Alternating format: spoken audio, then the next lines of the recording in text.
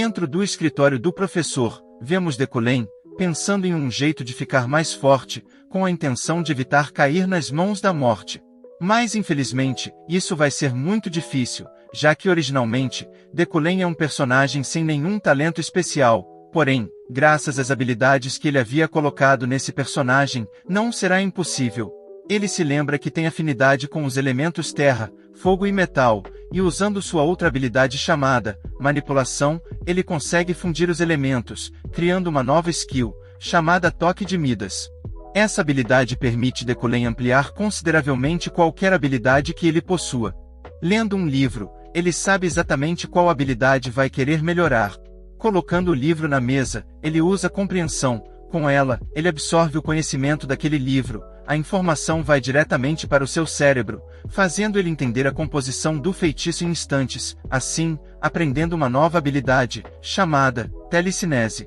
Com ela, Decolen é capaz de controlar e manipular objetos a longa distância, uma habilidade realmente incrível. Porém, só isso não será o bastante para sobreviver nesse mundo que está cheio de pessoas que querem vê-lo morto, sem contar que essa habilidade tem suas desvantagens. A telecinese só interagir com coisas que o usuário fisicamente consegue tocar. Se a coisa for muito pesada, ele não suportará. Mas Decolen também havia pensado nisso. Olhando para outro livro, ele encontra informações sobre os círculos mágicos, que são usados para fortalecer feitiços e objetos. Ele teve a ideia de usar esses círculos em seu próprio corpo, com a intenção de fortalecê-lo. Porém, esse é um método arriscado, pois o corpo precisa ser forte o bastante para aguentar os efeitos colaterais, senão, o corpo poderá se sobrecarregar, então explodir. Mas isso seria um risco para os outros, não para Decolen, que tem a habilidade Corpo de Ferro, que melhora todos os seus atributos físicos. Mesmo correndo o risco de ficar aleijado, ele decide tentar. Usando a compreensão, ele começou a criar os círculos dentro do seu próprio corpo. O processo era muito doloroso, era como se várias agulhas estivessem perfurando todos os seus músculos, mas com muita força de vontade, ele consegue resistir. Terminado o processo, ele percebe o círculo mágico em seu ombro, confirmando que foi um sucesso. Ele pretende colocar círculos mágicos em todo o seu corpo. Fazendo os cálculos, ele conclui que levará 2 semanas para completar. Em sua mente, ele pensa que isso vai doer, mas prefere ser mutilado por si mesmo, do que perder a vida por uma coisa que não é sua culpa. Um mês depois, no campo da escola, os alunos encontram uma placa, dizendo que o professor Decolen deseja avaliar as habilidades dos seus alunos, então a aula de hoje será ao ar livre, e o que os alunos devem fazer é criar um projeto feito de elementos naturais. Isso deixou as crianças confusas, pois o professor basicamente está pedindo para os alunos estudarem sozinhos. Essa revelação irritou a Eferine, achando Decolen alguém muito irresponsável para ser um professor. De repente, alguém esbarra nela. Quando Eferine tenta reclamar, ela logo reconheceu aquela pessoa. Em sua frente, havia uma garota, com cabelos loiros e olhos brilhantes. Essa é Silvia von Josefine Elade. A filha prodígio da casa Elade olhou para Eferine, e logo em seguida, ela se virou, e foi embora, deixando Eferine para trás. Confusa, Eferine se perguntou se ela não a havia reconhecido. Em outra parte do campo, vemos Eferine construindo seu projeto, usando a mana natural. Quando ela estava terminando, uma forte rajada de vento derrubou seu projeto. Ela olha na direção do vento, apenas para ver a menina loira, construindo um projeto maior.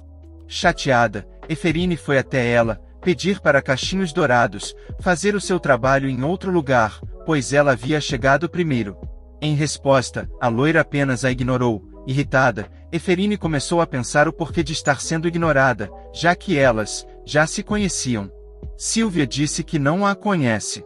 Mas Eferine diz que isso é impossível, já que há alguns anos, ela mesma foi até a sua casa, pedindo para ela desistir de se tornar uma arquimaga, com medo de acabar sendo superada. Interrompendo ela, Silvia responde que não a conhece, mas conhece o seu pai, aquele nobre arrogante que havia morrido pela sua própria incompetência. Ouvindo isso, Eferine ficou louca de raiva. Partindo para cima da loira arrogante, Eferine mandou ela repetir o que disse. Usando a sua mana, Eferine preparou um golpe, e Silvia construiu um escudo de mana para proteger. A colisão dessas duas energias resultou numa explosão, que apavorou os outros estudantes. Quando a poeira baixou, Vemos que Eferine está segurando Silvia pelo cabelo, mandando ela repetir o que disse, perguntando como ela tem coragem de insultar o seu pai na sua frente. De repente, um dos alunos chama a atenção delas, dizendo que uma coisa estranha está acontecendo. Olhando para trás, elas percebem um grande buraco negro, que começou a absorver tudo o que tinha ao seu redor. Eferine percebeu que a origem do buraco é onde suas manas se colidiram, então aquilo foi o resultado da colisão de mana. Nesse momento, os alunos começaram a correr, mas Eferine sabe que isso é inútil, já que aquele buraco, em breve, irá desaparecer. Porém, os fragmentos sólidos de mana irão voar como projéteis afiados. Como resultado, todos os alunos vão morrer. Dito e feito, o buraco explodiu, e lascas de mana voaram como facas. Fechando os olhos, Eferine criou uma barreira de mana, tentando proteger os outros. Mas ela percebeu uma coisa estranha, estava muito quieto. Ela abriu seus olhos, e viu que as lascas de mana estavam congeladas, e quem havia feito isso foi o professor Decolen. Usando a sua telecinese, ele juntou todas as lascas de mana, fazendo uma enorme pilha. Essa cena deixou todos os alunos muito impressionados com o professor. Decolen declarou o fim da aula, dizendo que todos estão liberados, mas com uma expressão séria, ele mandou as duas meninas o acompanhar. Assustada, Eferine percebeu que está ferrada. Na sala da diretoria, conhecemos os professores Hetlan e Helin, outros professores da escola de magia. Eles estão saudando o professor Decolen, e ao lado dele está a diretora da escola, Adeline Singelan. Ela agradece todos por terem aparecido, principalmente o professor Decolen, que salvou todos os alunos daquele incidente. O gordinho irritado perguntou quem teve a coragem de tentar machucar a filha da casa Elade. Um dos professores responde que foi uma plebeia. O gordinho então respondeu que isso será simples de resolver.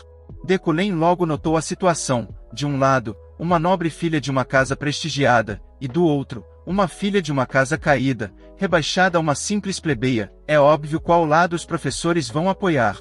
Decolen sabe que isso é uma situação injusta, então ele decide virar a mesa, não porque se importa com a garota, mas sim porque ela tem intenção de matá-lo.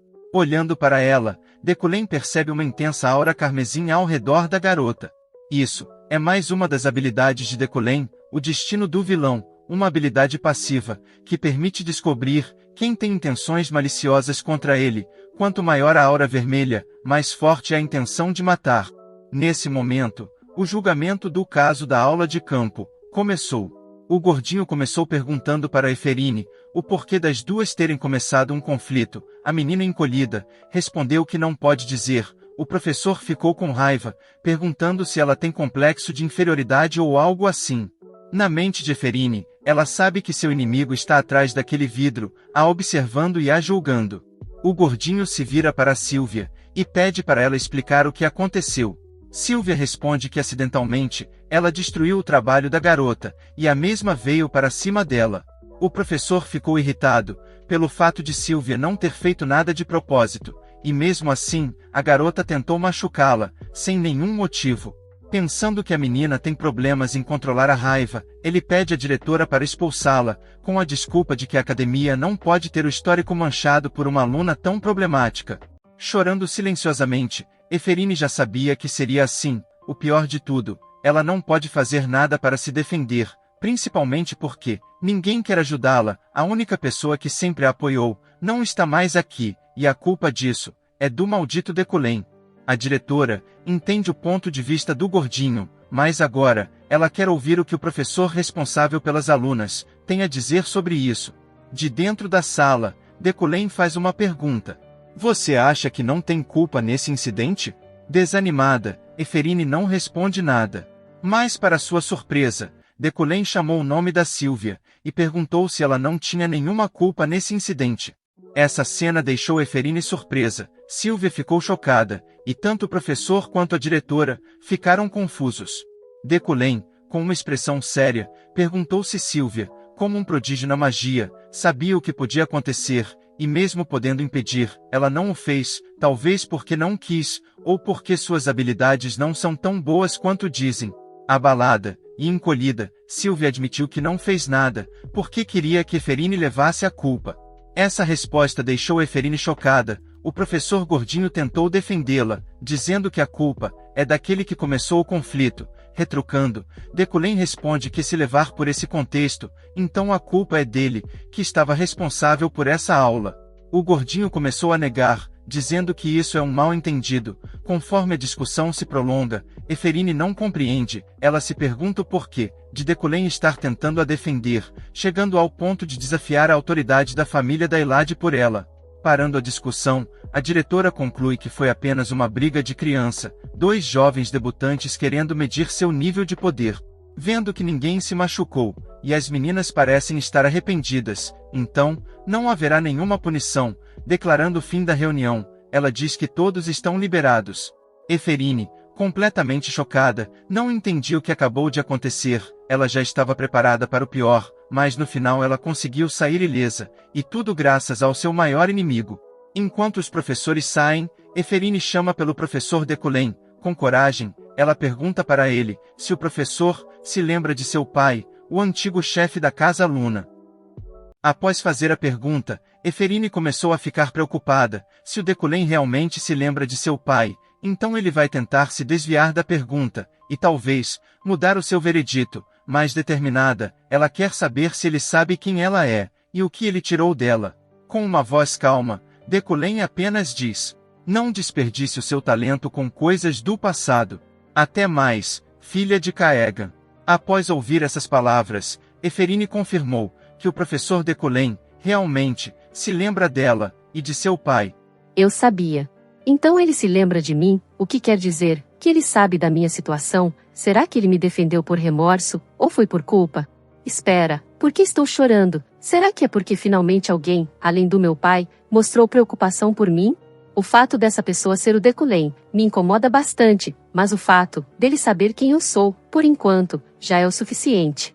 Em outro lugar, dentro de um carro, vemos um homem dizendo que a Sylvia não precisa se preocupar com o que aconteceu hoje. Esse homem se chama Giltion von Elade, o chefe da casa Elade e o pai de Sylvia. Do banco de trás, ela se lembra que há 10 anos ela havia conhecido a Sylvia.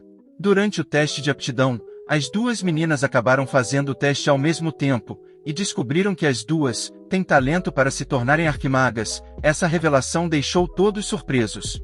O título arquimago não é uma coisa que qualquer um pode ter, essa é uma posição que somente a elite da elite pode ocupar. No mundo inteiro, só existem apenas 3 vagas disponíveis para arquimagos de alto nível. 2 das 3 posições já foram ocupadas, sobrando apenas uma, e como 2 das casas mais prestigiadas do Império tiveram filhas com potencial para serem arquimagas, as coisas ficaram bem intensas.